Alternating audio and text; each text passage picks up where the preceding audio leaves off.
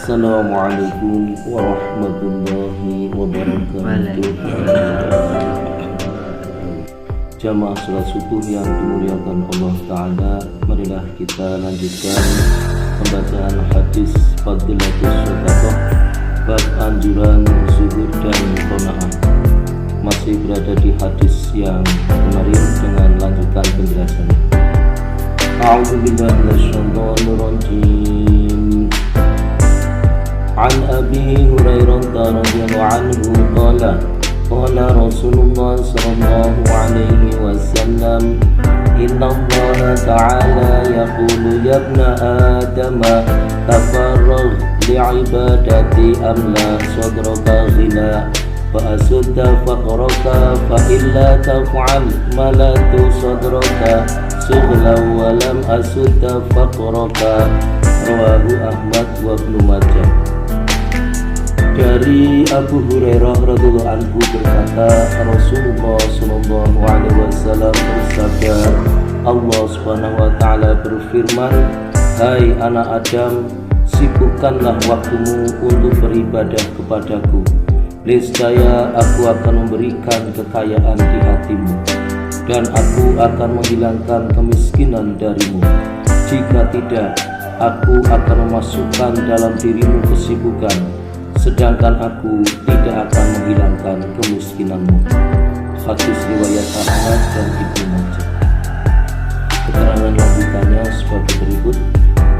Dalam hadis yang lain disebutkan, Ibnu Abbas radhiyallahu anhu berkata bahwa Rasulullah sallallahu alaihi wasallam telah berceramah di Masjid Qaif di Mina. Setelah memuji Allah Subhanahu wa taala, beliau sallallahu alaihi wasallam bersabda, barang siapa yang tujuannya hanya mencari dunia, maka Allah akan menjadikan segala urusannya sulit. Ia akan selalu mengalami kemiskinan dan kesempitan, sehingga ia selalu sibuk untuk menyelesaikannya. Tetapi ia tidak dapat memperoleh rizki lebih banyak dari apa yang telah ditakdirkan oleh Allah untuknya.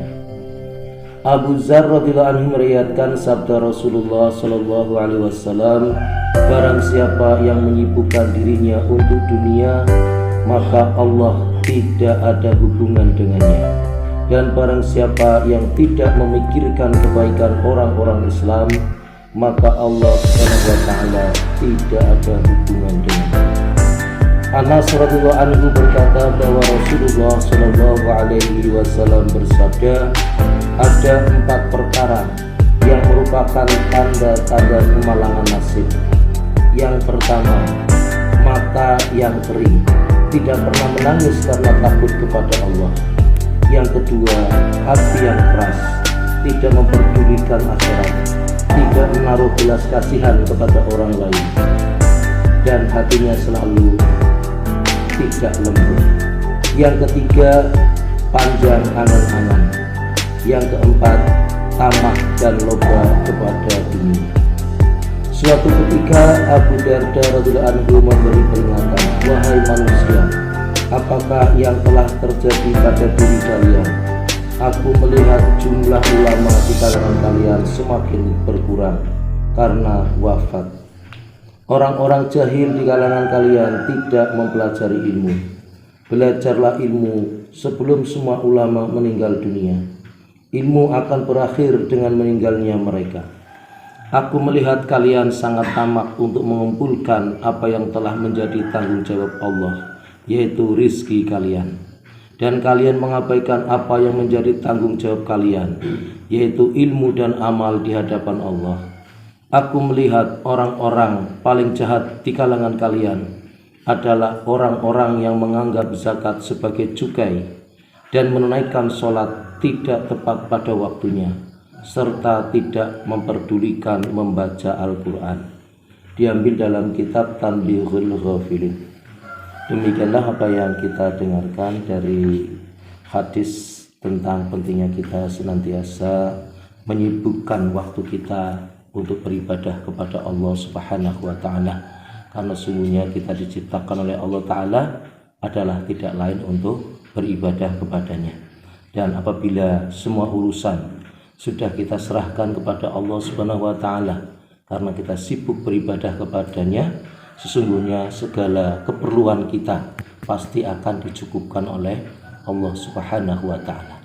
Apabila kita mengusahakan akhirat, maka dunia akan mengikuti kita. Seperti kita menanam padi. Apabila kita menanam padi, pasti akan tumbuh rumput di sekitar padi. Tapi apabila kita menanam rumput, pasti tidak akan tumbuh padi. Itu artinya apabila kita mengusahakan kehidupan akhirat untuk beribadah kepada Allah Ta'ala, kita niatkan, maka sesungguhnya dunia akan berkhidmat kepada kita. Dunia akan di genggaman tangan kita. Sebagaimana Allah berfirman, wa bataghi fima ataqallahu darul akhirah wa la tansa nasibaka minad dunya. Berusahalah mencari keperluan akhirat dan janganlah tinggalkan dunia. Artinya Allah mengingatkan kepada kita agar apa yang menjadi keperluan kita, yaitu kehidupan kampung yang abadi di akhirat, kita dahulukan, maka dunia akan mengikuti kita. Jangan lupakan dunia, artinya dunia pasti akan kita kerjakan. Sebagaimana sabda Rasulullah Shallallahu Alaihi Wasallam bahwa mengusahakan dunia itu seolah-olah seperti kita hidup selamanya, dan mengusahakan akhirat adalah seolah-olah kita akan mati besok pagi. Ya'mal dunyaka ka'annaka ta'ishu abada wa'mal li akhiratika ka'annaka tamutu ghada. Ini adalah peringatan dari Rasulullah SAW agar kita senantiasa berkhidmat kepada Allah Ta'ala untuk kepentingan akhirat, maka dunia akan menjadi tanggung jawab Allah Ta'ala terhadap keperluan-keperluan kita, insya Allah. Maka penting bagi kita, apa yang menjadi aktivitas kehidupan ini, niatkanlah untuk beribadah kepada Allah, sehingga walaupun terlihat terkesan untuk mencari dunia, tapi sungguhnya kita adalah dalam ladang amal untuk kepentingan akhirat, insya Allah. Demikian, dan mudah-mudahan dapat kita pahami dan kita niatkan untuk kita amalkan dan sampaikan kepada saudara kita yang lain. Satu bersama dengan doa kafaratul majlis. Subhanallah wa bihamdihi, subhanallah wa bihamdika, asyhadu an la ilaha illa anta, astaghfiruka wa atubu ilaih. Assalamualaikum warahmatullahi wabarakatuh.